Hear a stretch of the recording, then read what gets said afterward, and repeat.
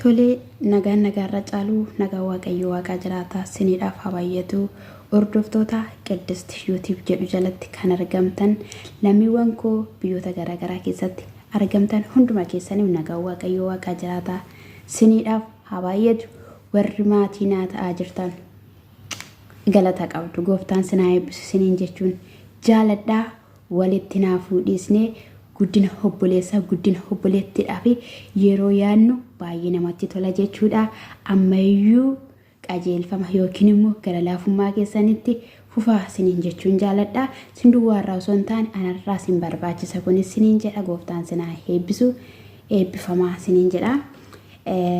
Guyyaa kaleessa jechuudha namatu gaafii na gaafate jechuudha.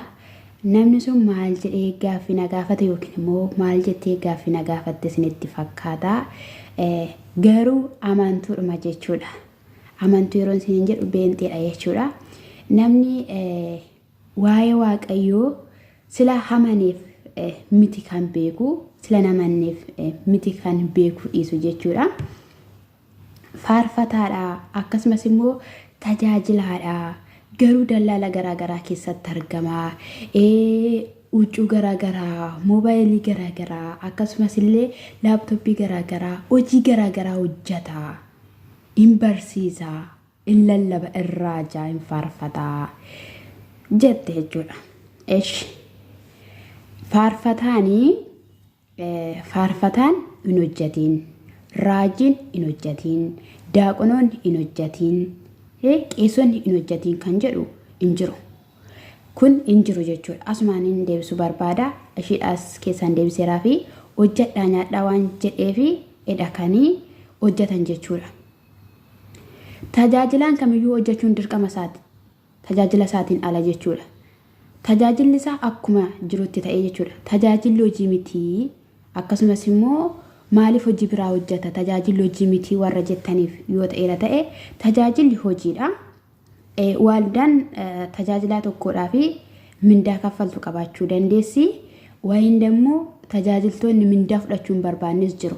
Maaliif jennaan dhugaa fi amanamummaadhaan wangeelaan nan tajaajilaa anaan nan barbaachisu warri jedhan jiru jechuudha.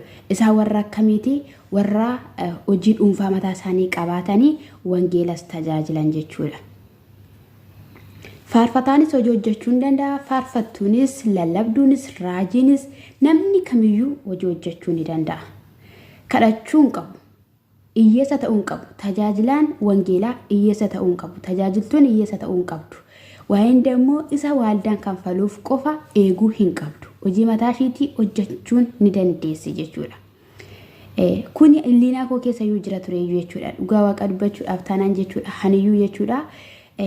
Akkamittiin nama waaqayyoo ta'anii akkas ta'uu akkana ta'uu nan jedhan ture jechuudha. Kuni wallaalummaa koo ture yeroo sana jechuudha. Amma garuu naa galeera. Namni kamiyyuu hojjechuu akka qabu. Innis immoo akkamittiidha naa gale yoo jettaniitu ta'e tajaajilaa garuu maqaan isaa Tamraat akka ta'e nan beekaa. Tamraat eenyu akka ta'e garuu abbaan sana jalaa bade malee gaaffii gaafatamanii turan jechuudha. Tajaajilaan sun ati biizinasii garaagaraa wayin immoo hojii garaagaraa hin hojjettaa.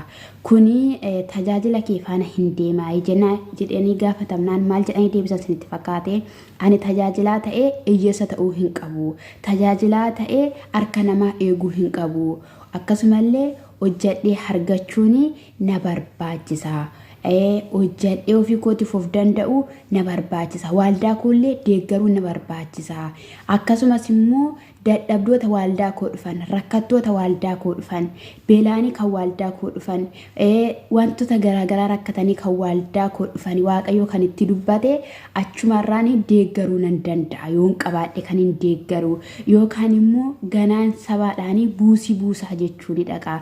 Kanaafiyyuu hojii dhuunfaa kootii, hojii idilee kootii hojjechaa tajaajiluu nan danda'a jedhanii jiru jechuudha. Kanaafiyyuu namni wangeelaa hojii yeroo hojjetu tokko akka cubbutti ilaalamuu hin qabu.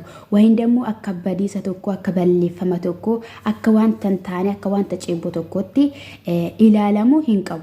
Kuni warra fageessanii yaani wayin immoo kan warra hin baranneeti jechuudha. Warra hin baranne yeroo isiniin jedhu warra kutaa tokko, kutaa lama, kutaa sadii, kutaa afur akkas miti. namni uumama isaatiin yaada qaba, uumama isaatiin sammuun sabal'aa kan ta'e jira, kan fagaate jira jechuudha malee kutaa lakkaanii yuunivarsiitii garaagaraa warra deemanii isaan qofaan miti. Isaan akka akkasittidhaanii hin baranne jechuun hin qabne jechuudha. Warri kutaa tokko hin galleeyyuu jireenyi maal akka ta'e namni tokko maal akka gochuu qabu sirriittidhaan kan beekan kumaatamni isaaniiyyuu jiru jechuudha. Kanaafiyyuu tajaajilaanis hojjetee nyaachuu, tajaajiltoonnis hojjettee nyaachuu hin dandeessi. Kanammoo wangeelatu dubbata jechuudha. Kana wangeelatu dubbata. Kanaafiyyuu kuni nama salphachiisaa wayindammoo akka ejjummaatti wayindammoo akka ceebbo tokkootti ilaalama jedhee ofii kootiidhaaf itti fudhadhu jechuudha. Warra tajaajiltoota hojjetanii nan deeggara jechuudha. Nan deeggara jechuudha. Ani yeroo baay'ee jechuudha. Eessumaan qaba eessuma tajaajilaa ta'e baay'een akkasiin jedhaan ture. Eessumee koo akkas godhiiti akkasitti hojii kee hojjechaa tajaajila kee tajaajile. Hojii kee dhaabuu sirra hin jiraatu. Hojii kee dhaabdee yeroo tajaajila bichaa ta'u Waaqayyo garuu otuma si eebbisuuyyuu ijoolleen kee rakkachuu danda'u. Mana kiraa dhabuu dandeessa. Kanaafiyyuu ati manaan kee waan tokko sirraa eeguu dandeessi. Eessumee koo hojjechaa tajaajilii hin dhaabiin tajaajila kees hin dhaabiin hojii keessiin jedhaaniin ture. Namni kamiyyuu tajaajilaaf hin adda ba'e. Yeroo baay'ee namoonni tajaajilaaf hin of kenne tajaajilaaf hin kana ta'e jedhu. Eeyyee Waaqayyoo kana dhiisiitii hojii koo naaf hojjedhu sin eebbisaa eebba dhaaltaa. Ati yoo dubbii koo dubbattee ani immoo waa'ee kee nan hojjedha. Ati yoo waa'ee koo labsite ani immoo waa'ee kee nan labsa. Aniyyuu dhala kee nan jiraachisa. Aniyyuu mana kee nan jiraachisa. Kanaaf iyyaaddayin warreen jedhanii jedhee Waaqayyo itti dubbatee dhugaadhumaan tajaajila isaanii qofaaf of kennisiisus jira. Eenyudha inni kun? Waaqayyo jechuudha. Garuu hanga guyyaa Waaqayyo adda naa ba'i hojii kana dhaabi. Adda naa ba'i amma gaafa Waaqayyo namaan jedhee namatti dubbatutti hojii ofii dhaabanii hojii idilee ofii dhaabanii wangeela qofa jechuun sirrii miti jechuudha. Hojjechaa wangeela jechuutu gaariidha sinin jechuun jaaladha. Kanaafiyyuu haa hojjennu akkasumas illee komentii tokko seera tokko argeera jechuudha. Faarfataadhaan akkasitti mucayyoo dubaraa tokko faarfatanii jetteef jechuudha. Komentii yeroo isheen barreessituuf hin arge jechuudha. Maali ati nama Waaqayyoo miti, ati faarfataa miti, ati tajaajilaa miti, ati madirageerra miti kan dhaabattu wangeela baattee miti kan dhaabattu kan akka keessaniitiyyuu wangeelaan karaa tambisa kan akka keessaniitiyyuu wangeelaan ceebbeessaa. Yoo tajaajilte tajaajilu, yoo faarfatte faarfadhu. Ani kanaan booddeyyuu bilbila kiyya keessaa furmaatii yookiin dileetiin godha. Faarfannaa kee hin dhaggeeffadhu. Warra kanaa faarfannaan isaanii faarfannaa hejjaati jettee barreessiteef dhugaa. Ani gaafa sana jechuudha naanaaressi akkamitti yaaddisi jedheen fudhadhe jechuudha. Kanaaf akkasittidhaan yaadutu sin barbaachisa. Yeroo tajaajiltoonni keenya hojii hojjechaa hojii akkasii hojjechaa tajaajiluu dandeessu jedhanii viidiyoo garaagaraa nu waraabanii nu gadi gallakkisanii ati tajaajilaadha amma ati faarfataadha amma ati lallabaadha amma jechuun qabnu. Ati maalidha? Keessaa immoo warreen akkana nuti waliin dammoo jennu waliin jennee barreessinu baay'een keenya warreen gola hormaa keessatti argamnudha jechuudha. Shamarreen gola hormaa keessatti argamnudha jechuudha. Nuti kan biyyaa baanee fi hojjechuudhaaf nuti kan biyyaa baaneef jijjiiramuudhaaf mitiire nutis Waaqayyoo namannee jirra miti Waaqayyoo qabna mitiire. Kanaaf akkuma otuma hojjechaa jirrudha kan waaqessinu malee nuti biyya kana hojjechuu dhufnee jechuudha. Lafa kana hojjechuu dhufnee wangeelaan dhiisneerra akkasumas immoo amantaa keenyaan dhiisneerra isaanis immoo amantaa isaanii dhiisne waan ta'eef hojjechaadha kan isaanii amantaa isaanii wayin dammoo tajaajila isaanii tajaajilaa jiranii jechuudha. Kana akkasittidhaan fageessine yoo yaanne gaariidha jedheenanii itti fudhadha. Kanaafiyyuu tajaajilaan hojjechuun yookiin dammoo faarfataan hojjechuun cubbuu hin qabu. Tajaajila hojiisaa hojjechuu danda'a. Hojii idileesaa itti fufuu danda'a. Wanti kana keessatti isa ceebbisu wayin dammoo waan jechisu hin qabu jechuudha.